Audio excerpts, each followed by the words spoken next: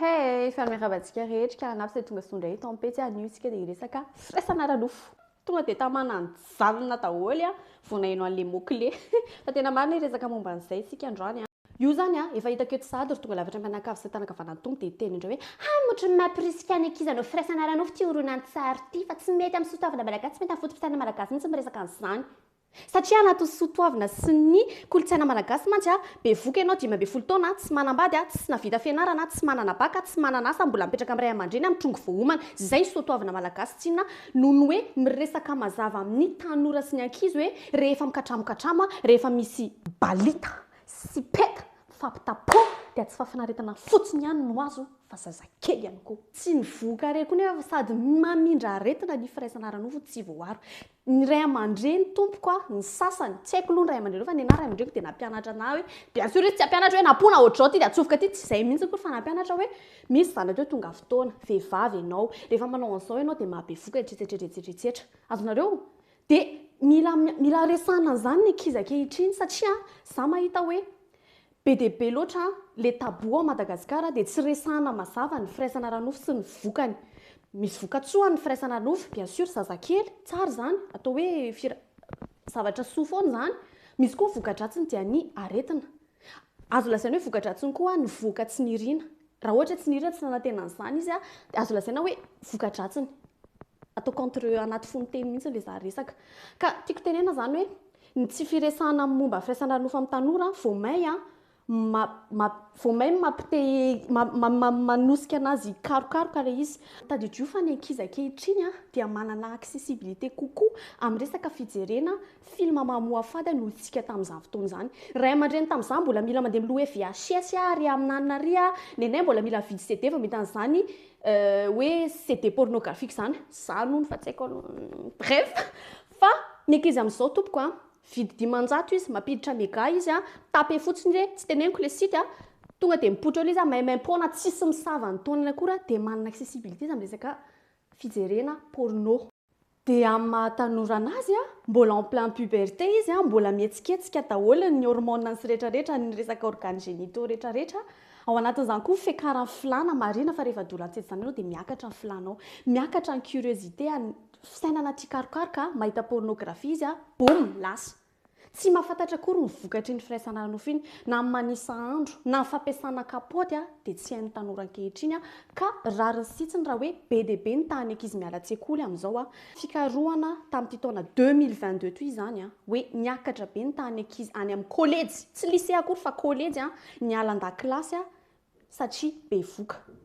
Ka noho izany mampirisika antsika ray aman-dreny hoe resao ny ankizy rehefa manomboka le bebe hoe misy an'izao ampafantaro azy tsy mampirisika azy ianao akory hoe andany fa ampianary fotsiny ampafantaro anazy zay tompoko dia nahazo tena an'izany mihitsy rehefa tsy mahay dia aza manao dia tena natahotra ny ororo ohatrany rehefa tsy mahay za tsy mahay azany fa za tsy hanao an'izany. Dia hitanareo io moa samy manana fisaina ny ray aman-dreny fa hiadivana amin'izay zavatra izay dia aleo misoroka tsy izay mitsabo tsika malagasy koa mbola mitabo amin'ny resaka ITG sy IVG ka mba hisorohana an'izay zavatra izay dia ampianary ny ankizy manisa andro ampianary izy tsy araka amin'ny lehilahy rehefa tsy mahay manisa andro na rehefa tena tsy tanany dia ampianary izy mampiasa kapoty. Tabou be izany resaka izany fa tsy maninona fa atao vakim-pantsinana mihitsy satria izay ny zava-misy. Fa ny firaisana ara-nofo tsy voaro dia tsy voka ihany no vokatra izay fa ao anatin'izany koa ny aretina azo avy amin'ny firaisana ara-nofo na ny antsoina hoe infection sexuellement transmissible. Ao anatin'izany ohatra ny syphilis, chlamydiose, gonorrhée, blénorragie, hépatite sy ny maro tsy voatanisa raha tia halala momba an'ireo ianao sy ny fitrangany dia afaka mijery ao amin'ny Google, tsy ao amin'ny Facebook fa ao amin'ny Google sy amin'ilay site officiel reny resaka momba fahasalamana miresaka momba an'izany. Hiadivana amin'ireo aretin'ireo dia tsy misy afa-tsy ny fampiasana kapoty, condom, préservatif, izany daholo ny anarany rehetra.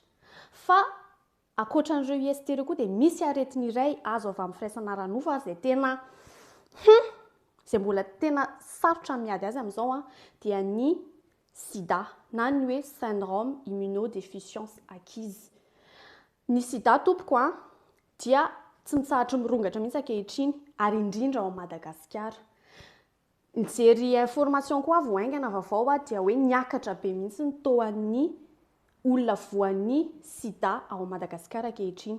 Zany ary mbola hoe nitoan'ny olona voatily fa mbola misy ireo tsy voatily koa nefa mitondra ilay aretina. Ilay sida moa zany dia ilay aretina, ilay syndrome, fa ny mahatonga azy dia avy amina virus tsy mikaretina antsoina hoe VIH na ny hoe virus de l'immunodéficience humain.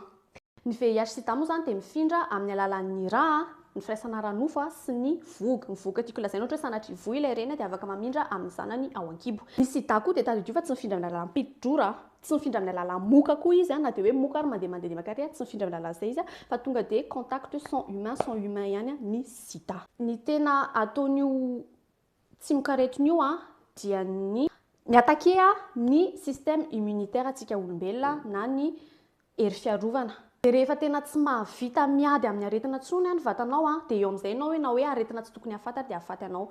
Toy ny ohatra hoe ny toxoplasmose zao izay azo avy amin'ny resaka aretina avy amin'ny ohatra hoe fiompiana saka sy ny biby ohatr'izany sy ny resaka ohatra hoe mycose reny zao dia nefa ianao raha vao misy an'ilay tsy mikaretina VIH dia mety possible hamatin'ireny aretina ireny dia eo ilay antsoina hoe sida. Iny zany faratapon'ny infection an'ny VIH ka iny ilay mahafaty aingana. Ka dia izay indrindra ny antony zahoronantsika zao hoe niakatra be mihitsy ny tahan'ny olona voan'ny sida ao Madagasikara satria tsisy fanentanana intsony mahakasika ny fiarovana amin'io aretina io.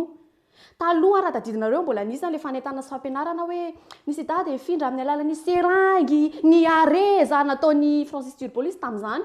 Dia amin'izao nefa tsisy an'izany. Tsy mponiteny any am-pony mahalala dia samy anareo rehetra tonga saina dia ry tanora rehefa tsy hay ny firaisana ara-nofo dia aza manao, aza miditra satria mariako mafy fa na dia hoe tsy mifanaraka amin'ny kolontsaina malagasy ary ny firaisana nofo dia firaisana ara-nofo tompoko dia aty malagasy tompoko dia vetaveta sady tian'io ny teanao ny mamba ny malagasy fa mandainga fotsy satria maninona maro anaka be tsika malagasy.